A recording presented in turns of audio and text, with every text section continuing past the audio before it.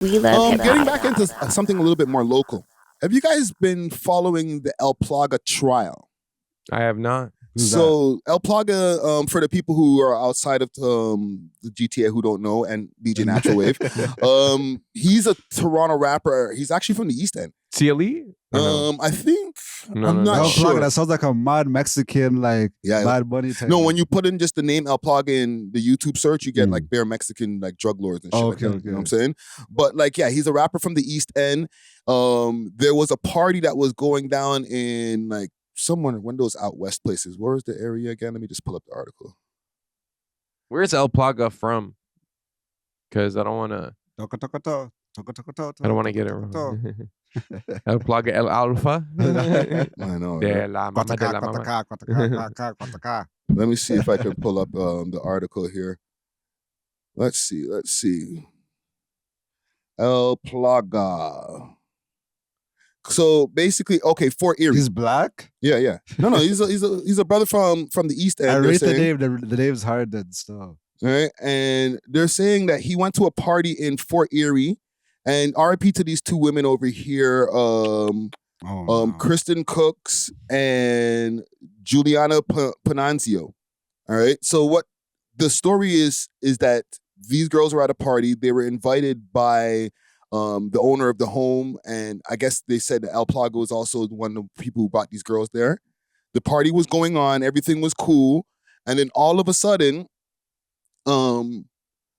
like they found the two girls dead, sitting in like one was sitting in a chair and then one was in a bed in the house with shots, and they were shot dead. And I'll place a new story that I have from this. That is so weird, right? But right now, like because the trial started about 2 weeks ago now, one of the main witnesses are giving a lot of pushback as far as their testimony. Like they're changing the story? Yeah, they're not even trying to really cooperate too tough. So this is the initial news story from when the trial started like 3 weeks ago. Heard from several officers today who are part of piecing together the evidence in the killing of two young women at a house party in Fort Erie. A Toronto rapper is on trial for their deaths. Emily Taylor was at the Welland Courthouse today and has more. It's the first week of this trial here in Welland, and the Crown is laying out its case against 27-year-old Christopher Lucas. Lucas has pled not guilty to 2 counts of second-degree murder in the shooting deaths of 18-year-old Christina Crooks from Toronto and 20-year-old Juliana Panunzio from 18 Essex. and 20. The young women were killed at a house party in Fort Erie on January 19th, 2021. Juliana's family was in court today, and they tell me sitting through trial feels like living that day, January 19th, 2021, over and over again. They plan to attend court every single day and say they hope going through the legal process will allow them to start grieving Juliana's death, a young woman they describe as a ray of sunshine and a champion for underdogs. Today, among other witnesses, the court heard from a Niagara police officer who helped piece together security footage from a nearby house showing the driveway and roads next to the scene on the Niagara Parkway. The video shows several vehicles coming and going before police cruisers show up just after 4:30 in the morning. The trial. So here's the thing when it comes to this case, right? Because the star witness, and I'll pull up the, I think Keep Six covered this, but it was also on Reddit and a few other places, right? Let me just pull up the article here because it was on the Toronto Sun. All right. Let me just find the name of the person that okay, Bahir, or what's this? Bahler? How do you pronounce that? Baller? Baller. All right. The person is one of the people who own the house here. So 27-year-old Lucas pleaded not guilty.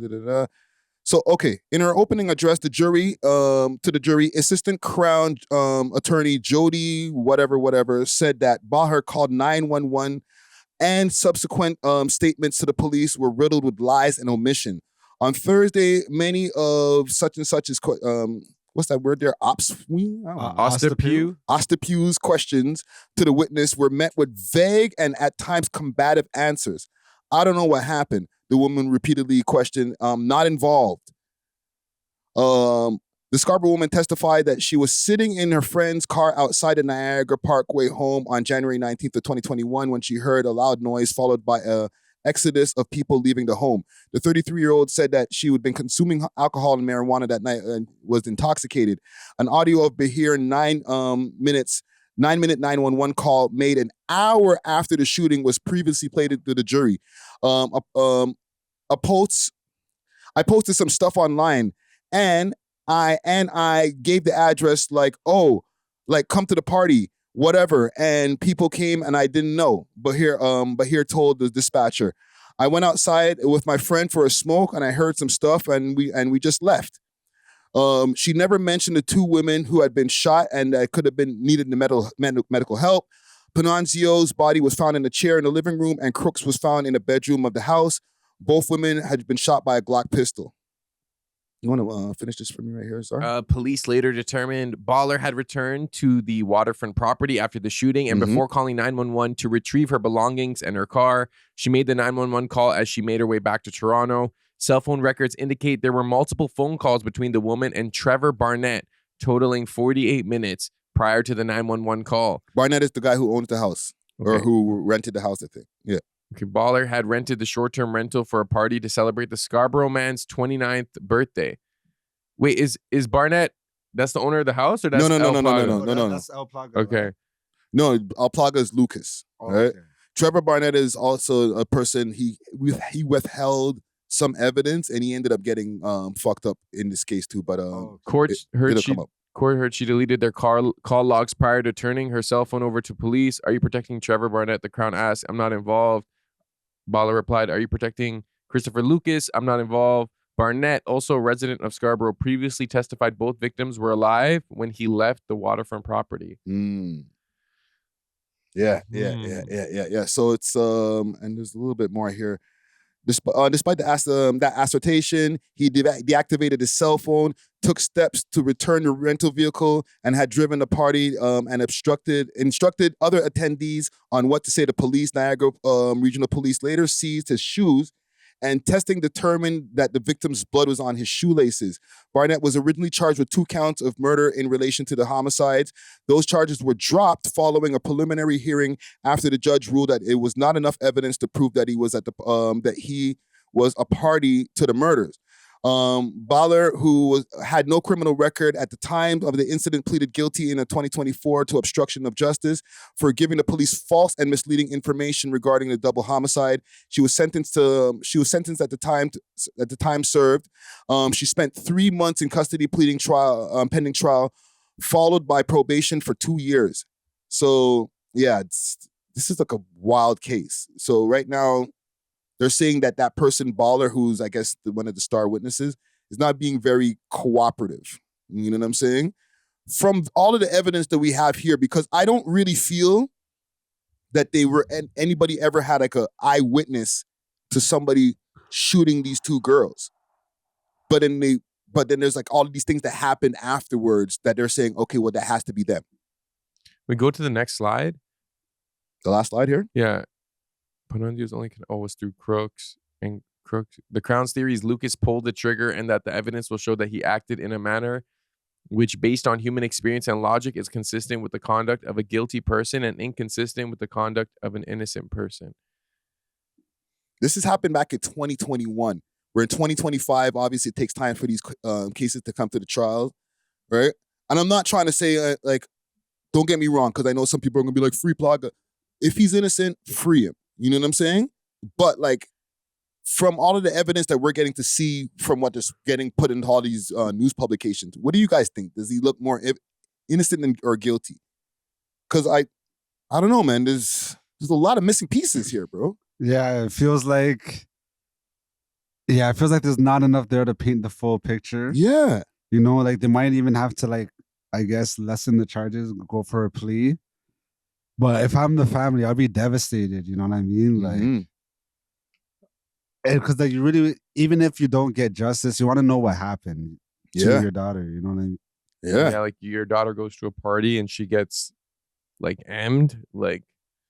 Bro, someone in that crib did it, and whoever did, I think, I don't support saying free this guy if he did something super super crazy and brazen like that. I don't rate that, bro. And I'm not saying Plaga did it. I don't know if the other guy did it. I don't know who did it, but somebody did it.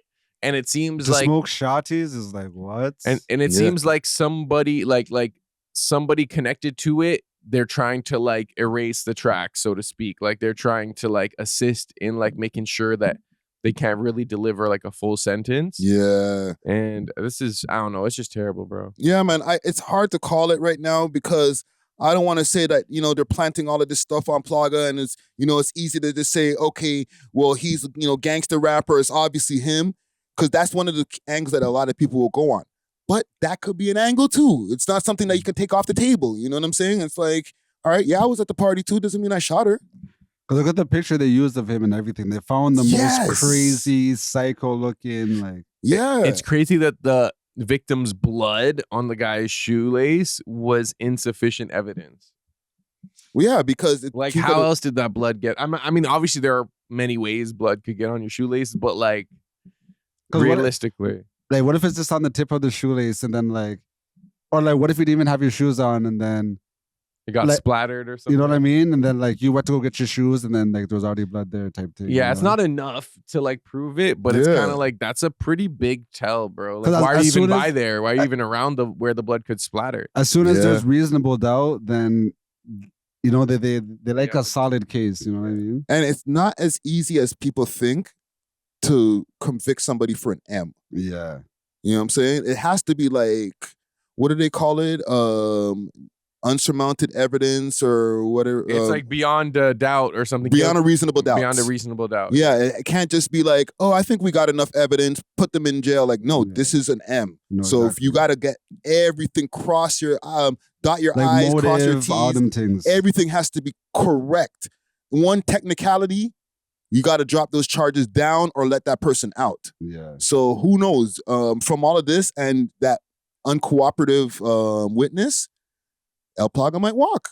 I don't think the witness, like, I think the witness just didn't actually know what happened. They're like, yo, we just called, bro. Like, how am I supposed to know? I didn't see anyone. You know, like the timing of the calls, though, man. Like, I've been keeping up. After? Yeah, bro. Like, you drove away and then you decided to call 911. Why don't you call 911 as soon as you discovered the thing happened? Maybe they were in on it.